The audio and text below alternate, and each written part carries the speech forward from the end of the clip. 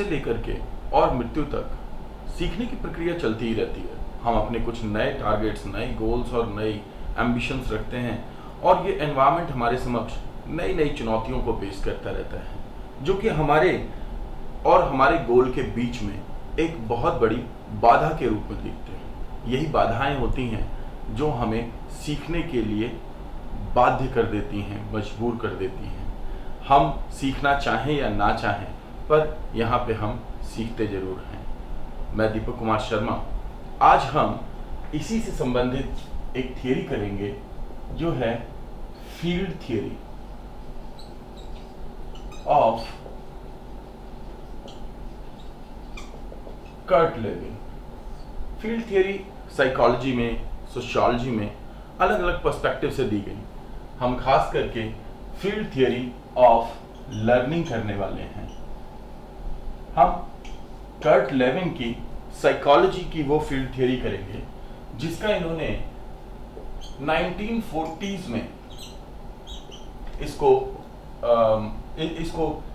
प्रोपाउंड किया और ये अपने इस कार्य के लिए फादर ऑफ सोशल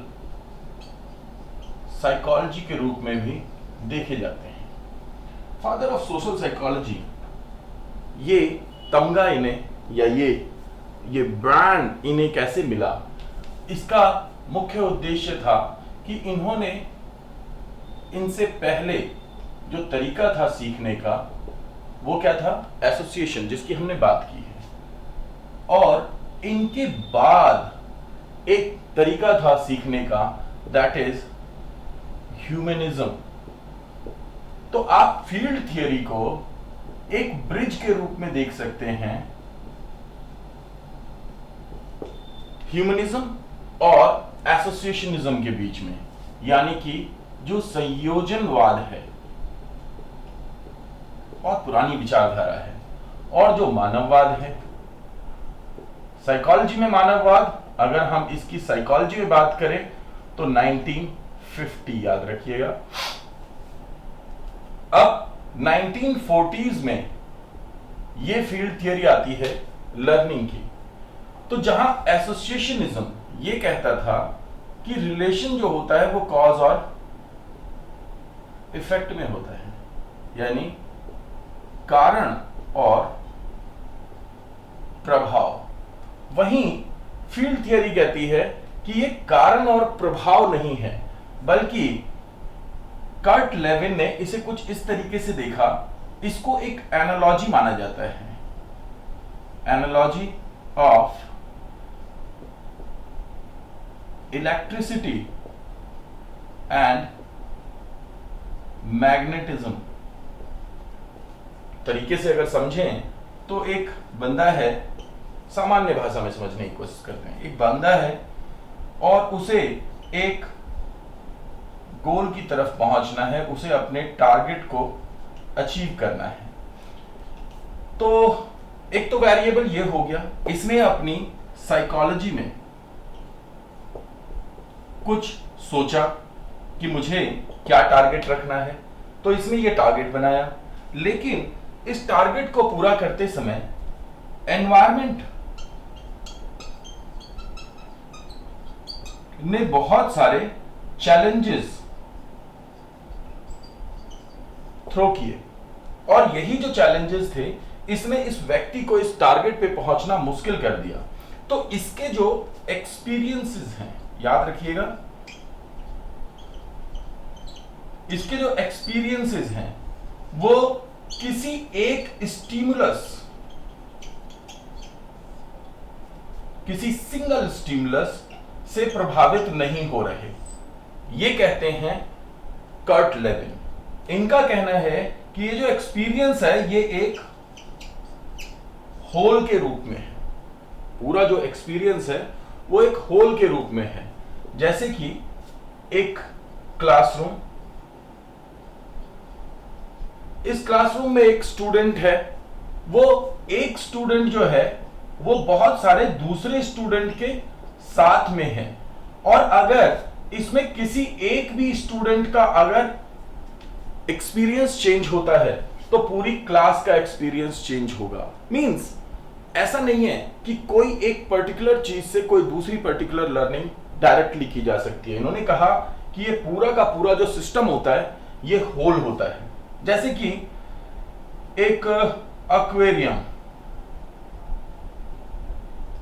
इसको थोड़ा समझते हैं कि एक एक्वेरियम है और उसके अंदर 1 2 3 4 कई मछलियां हैं। अब इसमें से अगर मैं एक भी मछली को अगर बाहर निकाल दूं तो इन सब पे दो प्रकार का प्रभाव पड़ेगा। एक तो होगा साइकोलॉजिकल और दूसरा होगा फिजिकल। फिजिकल कैसे होगा भाई? डिस्प्लेसमेंट का सिद्धांत है ना फिजिक्स का, कि एक मछली चली गई तो जगह उतनी रह गई लेकिन मछलियां वहां पे कम हो गई। अगर इसी को आप अगर एक समझना चाहें फैमिली के रूप में, ये एग्जांपल्स हैं फैमिली के रूप में, तो एक फैमिली के अंदर अगर 10 पीपल हैं और कोई 2 लोग उसमें से सेपरेट हो जाते हैं, तो जब वो सेपरेट होते हैं तो इसका केवल जगह पे प्रभाव नहीं पड़ता बल्कि इसका साइकोलॉजी पर भी प्रभाव पड़ता है। यही बताने की कोशिश की कर्ट लेविन ने। तो कर्ट लेविन अपनी फील्ड थियरी में बताना चाहते थे कि बेसिकली एक तो होती है साइकोलॉजी, ये साइकोलॉजी का सिंबल है तो मैं इसी को फर्दर यूज करूंगा, और दूसरा होता है एनवायरमेंट। और जब भी हम लर्न करते हैं तो हम लर्न करते हैं इसके इंटरेक्शन के रूप में। जहां जो शब्द यूज किए गए उनको समझ लीजिएगा। Interplay between environment and person, या फिर बैलेंस या इंटरेक्शन, और मोस्ट इंपॉर्टेंट कॉम्बिनेशन। इसका मतलब यह है कि हमारे जो सारे एक्सपीरियंस होते हैं वो हमारे एक्सपीरियंस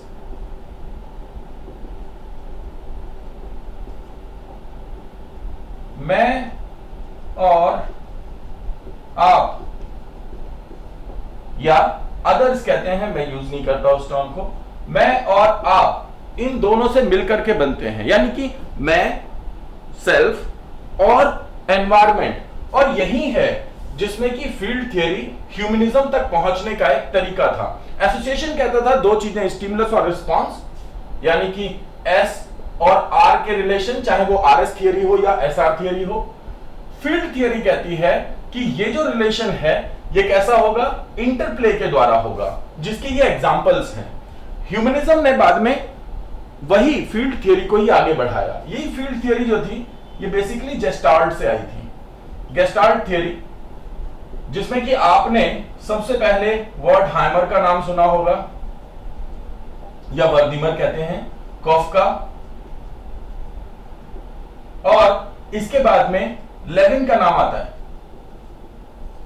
ध्यान रखिएगा इस पूरी थियरी में जो सेंटर में है, तो जो सेंट्रल वर्क होता है वो होता है learning, central work of learning, but with the help of seeing, यानी देखना। बेसिकली हम चीजों को कैसे देखते हैं? तो अगर मैं बात करूं एसोसिएशन की,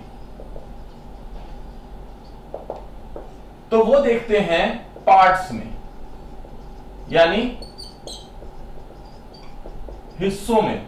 और अगर मैं बात करूं फील्ड थियरी की, तो वो देखते हैं होल के रूप में, कि पूरी जो संरचना है, लर्निंग जो है वो एक होल के रूप में है, जहां पे कि इंटरेक्शन होता है एनवायरनमेंट से एक इंडिविजुअल का, और एक इंडिविजुअल एनवायरनमेंट से इस इंटरेक्शन, इंटरप्ले और बैलेंस के द्वारा ही सीखता है।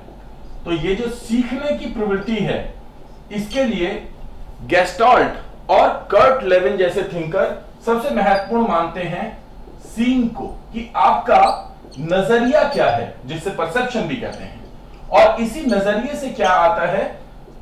इनसाइट। तो आप इसको ध्यान रखेंगे।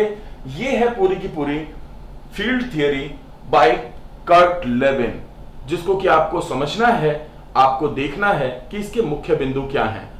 अगला सेशन होगा एसोसिएशन और फील्ड थियरी के बीच का अंतर। तब तक के लिए थैंक यू।